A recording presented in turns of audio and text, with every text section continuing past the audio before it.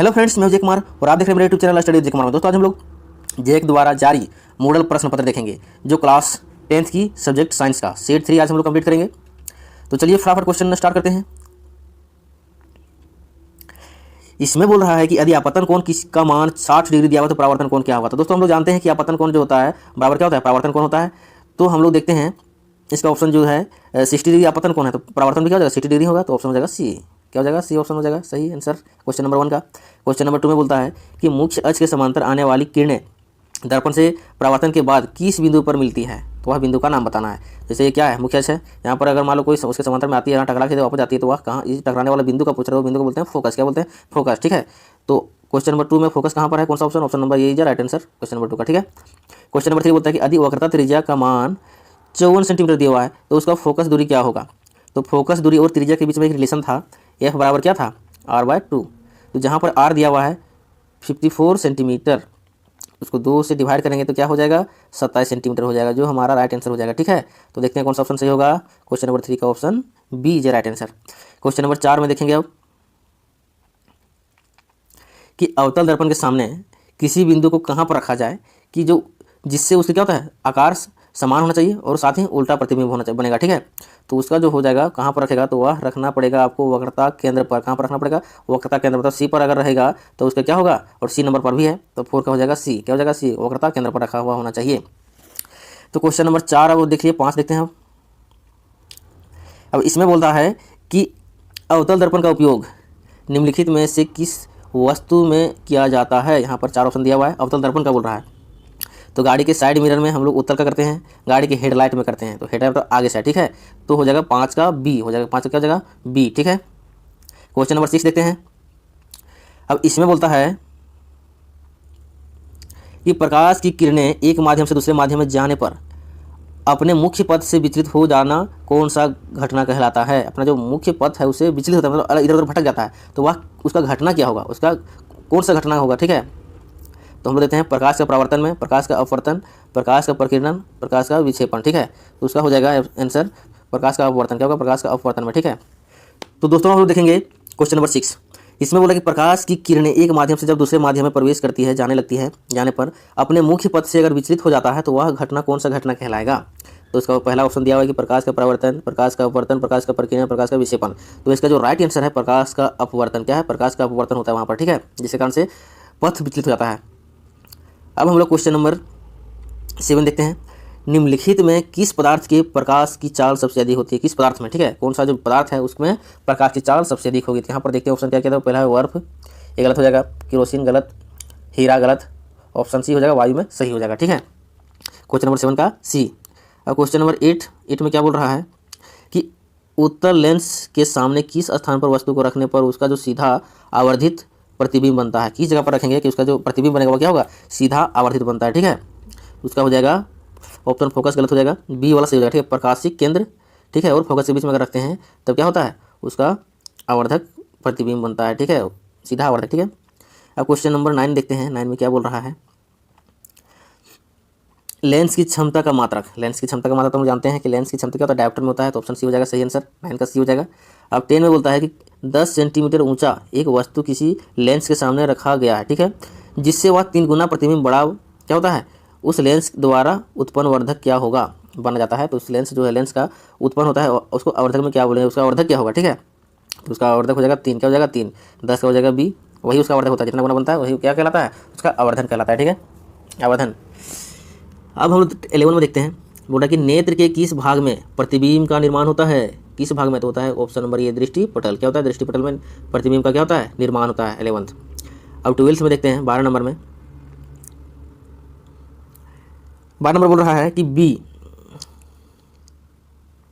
अब 12 नंबर बोल रहा है कि निम्नलिखित तो फिर निकट दृष्टि दोष को किस लेंस द्वारा दूर किया जाता है। अगर निकट दृष्टि दोष है ना, सामने वाला देखने में दिक्कत हो रहा है, तो उसको हम लोग किस लेंस लगाएंगे कि उसका जो होगा दोष दूर हो जाएगा। तो उसका होता है उत्तल, जो दूर के फोकस, अगर दूर दृष्टि दूर है तो क्या करेंगे, उत्तल लेंस का जरूरत पड़ेगा। अवतल लेंस जो सामने अगर दिखाई नहीं दे रहा है तो उसका क्या लगाना पड़ेगा, अवतल लेंस लगाना पड़ेगा। तो हो जाएगा 12 का बी। क्या हो जाएगा, बी आंसर सही आंसर हो जाएगा। अब 13 नंबर में देखते हैं। अब इसमें बोलता है कि सामान्य नेत्र का दूर बिंदु क्या है। अगर कोई आदमी सामान्य तौर पर हम लोग बात करें तो उसका दूर मतलब कितना दूर तक देख सकता है, तो 20 सेंटीमीटर ये गलत है, 25 सेंटीमीटर ये तो बहुत सामने है, 100 सेंटीमीटर ये तो सभी क्या करता है, ये तो देख सकता है कि नहीं, हो जाएगा वह अनंत। आदमी 1000, 10,000, 2000, 5000 जिसका जैसा आँख ठीक रहेगा उतना दूर तक क्या करेगा, वह देख सकता है। तो उसका हो जाएगा 13 का डी ऑप्शन सी हो जाएगा, अनंत हो जाएगा। 14 में देखते हैं, बोला कि दिए गए किस जैव प्रक्रम में हमें ऊर्जा मिलती है। कौन सा जो प्रक्रम होता है जैव प्रक्रम, उससे क्या मिलती है, ऊर्जा मिलती है। तो उसका ऑप्शन दिया हुआ है कि ये है श्वसन, दूसरा है पाचन, तीसरा है उत्सर्जन, चौथा है संवहन। तो हो जाएगा उसका, जैसे हम लोग सांस लेते हैं छोड़ते हैं, सांस लेते हैं छोड़ते हैं, तो क्या उससे हमको ऊर्जा मिलती है, इसीलिए हो जाएगा 14 का ए श्वसन, क्या हो जाएगा श्वसन, ठीक है। अब हम लोग देखते हैं 15 में क्या बोलता है कि चिप्स के पैकेट में अकृत गंधिता से बचने के लिए कौन सी गैस डाली जाती है, ठीक है। जैसे कोई चिप्स हो गया, उसमें हम देखते हैं कि कुछ खाने वाला रहता है, तो वो जैसे कि एकदम ताज़ा ताज़ा से रहता है, तो उसमें कोई गैस डाल रहता है, ठीक है। उस गैस डालने के कारण क्या होता है, वह उसमें किसी भी तरह का गंध वगैरह नहीं आता है, ना लगता है गंदी, ठीक है। तो कौन सा उसमें गैस डाला जाता है, तो ऑप्शन हो जाएगा बी, ये सेट 1 में भी मिल जाएगा, ठीक है। तो 15 का हो जाएगा बी, क्या हो जाएगा बी, ठीक है, नाइट्रोजन। अब 16 में देखते हैं कि जंग लगना किस प्रकार की अभिक्रिया है। अगर जंग लगना किसी भी चीज़ में, अगर वस्तु में जंग लग जा रहा है पदार्थ में, ठीक है, तो वह कौन सी अभिक्रिया कहलाता है। तो 16 का हो जाएगा, वह हो जाएगा संयोजन अभिक्रिया। कौन सा अभिक्रिया, संयोजन अभिक्रिया, ठीक है, ऐसा पढ़े हुए हैं। अब 17 बोल रहा है कि दिए गए अभिक्रिया में किस पदार्थ का उपचयन हो रहा है। मतलब उपचयन करने का मतलब क्या हो गया, ऑक्सीजन की बढ़ोतरी हो रहा है, ठीक है। तो यहाँ पर देखते हैं कि कौन कौन सा पदार्थ में हो रहा है। तो जिंक ऑक्साइड है, यहाँ पर कार्बन है, दोनों मिल अभिक्रिया करता है, क्या बनाता है, जिंक प्लस कार्बन मोनोऑक्साइड, ठीक है। तो यहाँ पर देखते हैं कि ये क्या है, जिंक में जो ऑक्सीजन था वह इसमें घट गया, ये हो गया क्या, अपचयन हो गया। लेकिन यहाँ पर कार्बन में क्या हो गया, ऑक्सीजन बढ़ गया, तो कार्बन का क्या हो रहा है, उपचयन हो रहा है, ठीक है। तो ऑप्शन हो जाएगा बी नंबर सही, कार्बन। अब यहाँ पर 18 में देखते हैं कि दिए गए रासायनिक समीकरण में कौन सा समीकरण संतुलित है, क्या है, संतुलित है, ठीक है। तो इसमें पहला में देख रहे हैं कि यहाँ पर क्या है, AgNO3, यहाँ पर Ag एक है, Ag यहाँ पर एक है, ठीक है, कोई दिक्कत नहीं है। नाइट्रोजन 1, ठीक है। अब वहाँ पर ऑक्सीजन 3 है, यहाँ पर ऑक्सीजन 3, ठीक है। सोडियम 1, कैल्शियम 1, और सॉरी क्लोरीन 1, ठीक है। तो हमको तो लग रहा है ऑप्शन ये बैलेंस मिल गया, तो 18 क्या हो जाएगा, ये सही आंसर। इसमें बोलता है कि लोह चूर्ण एक तनु हाइड्रोक्लोरिक अम्ल डालने से क्या होता है। अगर लोह चूर्ण पर अगर हम लोग तनु हाइड्रोक्लोरिक अम्ल डालते हैं तो उसमें क्या प्रभाव देखने को मिलता है, ठीक है। उसमें देखने को मिलेगा, पहला क्या है, ऑप्शन दिया हुआ है कि हाइड्रोजन गैस और आयरन क्लोराइड बनता है, क्लोरीन गैस आयरन क्लोराइड बनता है, गलत है, कोई भी क्रिया नहीं होता है, गलत है। आयरन लवण एवं जल बनाता है, ये भी क्या है, गलत है। इसका ऑप्शन 19 का सही हो जाएगा ए नंबर, ठीक है। हाइड्रोजन गैस बनाता है और आयरन क्लोराइड बनाता है। क्वेश्चन नंबर 9 का हो जाएगा ए आंसर सही हो जाएगा, ठीक है। अब हम देखते हैं 20 में क्या होता है कि दिए गए पदार्थ कौन रंगीय सूचक तरह व्यवहार करता है। रंगीय सूचक मतलब क्या हो गया कि जब उसको हम लोग अम्लीय और क्षारीय में जब उसको हम लोग क्या करेंगे, प्रयोग करेंगे, तो उसका रंग परिवर्तन होता है, क्या होता है, रंग परिवर्तन होता है। तो ऐसा कौन सा सूचक है। तो पहला में लौंग गलत है, लिटमस सही हो जाएगा, ये सब क्या है, गलत हो जाएगा। ये क्या है, लिटमस पत्र को हम डालते हैं, जैसे अम्ल को चेक करना है, तो क्या जाएगा, नीला पदार्थ को लाल में कन्वर्ट कर देता है, तो वो जाता है, हम लोग समझ लेंगे वह क्या है, अम्ल है, तो उसका क्या होगा, कलर में परिवर्तन होगा। तो रंगीय सूचक बता रहा है रंग के आधार पर, तो इसीलिए हो जाएगा बी, पीस का बी लिटमस। अब किस में देखते हैं कि हड्डियों को जोड़ने के लिए डॉक्टर किस लवण का प्रयोग करता है। अगर हड्डियां को जोड़ना है तो हम लोग जैसे पैर डैमेज हो जाता है तो क्या करते हैं, डॉक्टर के यहाँ जाते हैं ना, वहाँ पर पैर को सही करने के लिए, तो क्या करता है, उसको प्लास्टर कर देता है। तो उसका फॉर्मूला हो जाता है प्लास्टर ऑफ पेरिस, ठीक है। तो कौन सा प्लास्टर ऑफ पेरिस है, तो हो जाएगा 21 का सी, CaSO4 × ½ प्लास्टर ऑफ पेरिस का फॉर्मूला, ठीक है। तो ये हो जाएगा CaSO4 × ½ का बैंडेज कर देता है, मतलब प्लास्टर कर देता है, और पूरा क्या होता है, मजबूत हो जाता है, फिर से जुड़ जाता है। तो हड्डियों को जोड़ने के लिए डॉक्टर इसी का प्रयोग करता है। तो किसका हो जाएगा सी। और 22 का क्या बोल रहा है कि प्लास्टर ऑफ पेरिस का सूत्र, देखो बताते हैं कि प्लास्टर ऑफ पेरिस का सूत्र भी आ गया है, तो उसका सूत्र भी पूछ सकता है, ठीक है। तो यही हो जाएगा CaSO4 × ½ इस 22 का भी हो जाएगा सी। अब 23 में देखते हैं, इसमें क्या हो रहा है कि दिए गए एक समीकरण है, कौन सी विक्रिया, विक्रिया का नाम बताना है। इसमें हाइड्रोजन है और ऑक्सीजन मिल के, दोनों मिल के क्या कर रहा है, H2O जल का निर्माण कर रहा है। तो जब इसमें मिल रहा है तो क्या हो रहा है, संयोजन हो रहा है, क्या हो रहा है, संयोजन। तो इसका हो जाएगा ए इज ए राइट आंसर, इसका ए हो जाएगा। अच्छा देखते हैं 24 क्या है। अब बोला कि खट्टे फल, अगर हम लोग खट्टे फल में कौन सा अम्ल पाया जाता है, एसिड का बात करें, खट्टा अगर हम तो क्या बोलते हैं, खट्टा ही लगता है, तो जो फल खट्टा खाने में लगता है उसमें कौन सा अम्ल पाया जाता है। तो एसिटिक गलत है, उसमें पाया जाता है सिट्रिक अम्ल। कौन सा अम्ल, सिट्रिक अम्ल पाया जाता है, ठीक है। तो 24 का हो जाएगा बी ऑप्शन सही आंसर, सिट्रिक अम्ल। अब 25 देते हैं, कोई विलियन अंडे के पीसे हुए क्या करता है, कवच से अभिक्रिया करता है। कोई विलियन में अगर हम लोग पीस देते हैं, उसमें अभिक्रिया कराते हैं, तो एक गैस उत्पन्न होता है, क्या होता है, एक गैस उत्पन्न होता है जो क्या करता है, पानी के जो चूने के पानी को क्या करता है, दूधिया करता है, क्या करता है, दूधिया कर देता है। इस विलियन में क्या होगा, तो इस विलियन में क्या होता है, ठीक है, तो वही पूछ रहा है। तो इसका जो राइट आंसर हो जाएगा पोटेशियम क्लोराइड, क्या हो जाएगा, पोटेशियम क्लोराइड, ठीक है। जो उसको हम लोग क्या करते हैं, अंडे को पिसे अंडे में अभिक्रिया कराते हैं, तो वह इस प्रकार का दूधिया कर देता है, मतलब चूने के पानी को दूधिया कर देता है, ठीक है।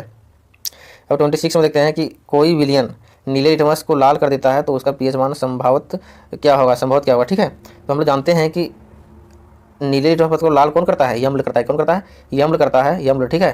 तो उसका पीएच मान क्या होता है, लेस देन 7, 7 से कम होता है, ठीक है। तो 7 7 यहाँ पर एक ही ऑप्शन हमको नजर आ रहा है कि वह बी है, ठीक है, और सॉरी सी है। तो सी में क्या है, 2, वही हो जाएगा सही आंसर 26 का सी। अब हम देखते हैं 27 में क्या होता है। बोला कि अमीबा अपने किस अंग से भोजन का पाचन करता है।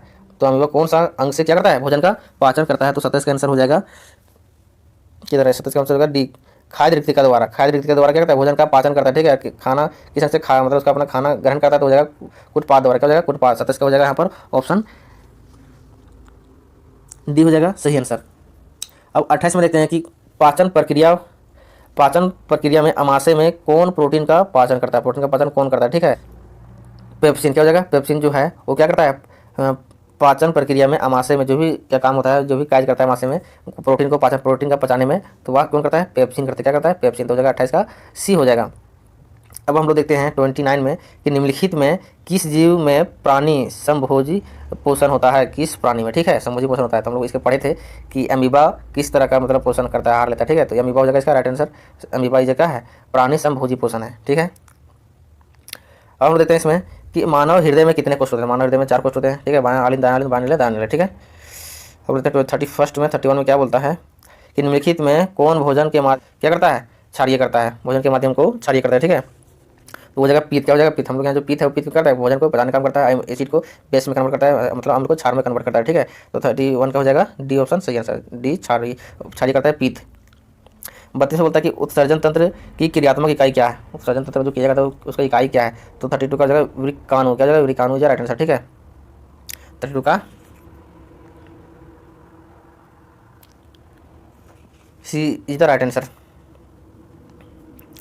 अब हम लोग देते हैं 33 क्या बोलता है। अब ऐसा बोलता है कि निम्नलिखित में कोई कार्य वाष्पोत्सर्जन के द्वारा नहीं होता। वाष्पोत्सर्जन के द्वारा नहीं होता है वो पूछा है, होता है उसको नहीं पूछ रहा है, नहीं होता है वो पूछता है। तो यहाँ पर बोल रहा है कि जल के अवशोषण में जड़ पत्तियों के द्वारा क्या करता है, खनिज लवण के संबंध में पूरी मुख को गति करता है। तो सही होता करता है, काम करता है, ठीक है। इसको नहीं कुछ लिखना, ये करता है काम।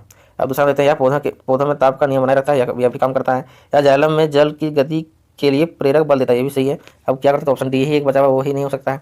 या भोजन का संवहन करता है, मतलब ये भोजन का संवहन कौन करता है, फ्लोएम करता है। क्या करता है, फ्लोएम का इसका काम करता है, भोजन का काम। तो ये बोल दिया है कि यहाँ पर किसको बोल दिया है, वाष्पोत्सर्जन का काम है, तो वो नहीं है, ठीक है, वो नहीं है। तो ऑप्शन नंबर डी हो जाएगा 33 का डी। अब देखते हैं 34 में क्या है। 34 में है कि निम्नलिखित में कौन सा एक लिंगीय पौधा है, मतलब एक लिंग वाला, ठीक है। तो याम नहीं, पपीता, सरसों, और क्या है, गुड़, हल, ठीक है। तो ऑप्शन नंबर 34 का हो जाएगा बी। 34 क्या हो जाएगा, बी राइट से पपीता, ठीक है। पपीता क्या है, एक लिंगीय पौधा है। 35 में देखते हैं। अब एक आकृति दिया है, उसमें बोला कि यह किस तरह का जनन को दर्शा रहा है। यह किस तरह का जनन को दर्शाता है, तो यह दिखा रहा है मुकुलन का। क्या दिखा रहा है, मुकुल है, यहाँ पर देखो मुकुल है, यहाँ पर तो मुकुलन का क्या कहलाएगा, 35 का हो जाएगा बी, मुकुलन, ठीक है। 36 में देखते हैं। अब 36 में क्या बोलता है कि बोलता है कि लड़कों में यौनारंभ या यौनावस्था होता है कि लक्षणों को कंट्रोल कौन करता है, नियंत्रण कौन करता है, ठीक है। तो उस समय क्या होता है, एक हार्मोन होता है, वो हार्मोन का नाम है टेस्टोस्टेरोन। क्या है, टेस्टोस्टेरोन, ये राइट आंसर, वही कंट्रोल करता है। 36 का हो जाएगा ए। 37 बोलता है कि निम्नलिखित में कौन मादा जनन तंत्र का भाग है, जनन तंत्र का, ठीक है। तो जनन तंत्र में क्या है, कि मूत्रवाहिनी गलत है, ये भी गलत है, गर्भाशय राइट आंसर। 37 का हो जाएगा सी। 38 में देखते हैं। हम जितने भी ऊर्जा का उपयोग करते हैं उनमें से अधिकांश पर सौर ऊर्जा से प्राप्त करते हैं। निम्नलिखित में से कौन सा क्या है, ऊर्जा स्रोत अंततः सौर ऊर्जा से उत्पन्न नहीं है। वो कौन सा, सौर ऊर्जा से उत्पन्न नहीं होता, ठीक है। तो ये हो जाएगा बहुतापीय ऊर्जा। क्या हो जाएगा, बहुतापीय ऊर्जा, ठीक है। वो है क्या होता है, सौर ऊर्जा से उत्पन्न नहीं होता है। 38 का ए नंबर ऑप्शन। अब 39 में देखते हैं कि वह किस तरह का क्या बोल रहा है। निम्नलिखित में कौन नवीकरणीय ऊर्जा स्रोत है, मतलब वह उसे क्या करते हैं, पुनः उपयोग में ला सकते हैं। खत्म होगा, कभी खत्म नहीं होगा, फिर खत्म होगा, फिर उसको उपयोग में लाएंगे, फिर खत्म होगा, फिर उसको उपयोग में लाएंगे, उसी को होता है नवीकरणीय। यहाँ पर देखते हैं क्या है, कोयला नहीं होगा, सीएनजी भी नहीं, पेट्रोल भी सभी सब खत्म होना चाहिए, खत्म हो जाएगा, एक बार तो खत्म होना ही है। तो डी हो जाएगा सौर ऊर्जा। क्या हो जाएगा, सौर ऊर्जा। जब तक दूर चांद सूर्य रहेगा तब तक सौर ऊर्जा मिलते रहेगा। 39 का हो जाएगा, 39 का हो जाएगा डी। 40 निम्नलिखित में से कौन क्या है, जैव मात्रा ऊर्जा स्रोत का उदाहरण नहीं है। ऊर्जा स्रोत क्या है, उदाहरण नहीं है। तो पहला क्या, लकड़ी गलत, गोबर गैस गलत, कौन सा है, नाभिकीय ऊर्जा, राइट आंसर। 40 का हो जाएगा सी। 40 क्या हो जाएगा सी ऑप्शन सही होगा, नाभिकीय ऊर्जा।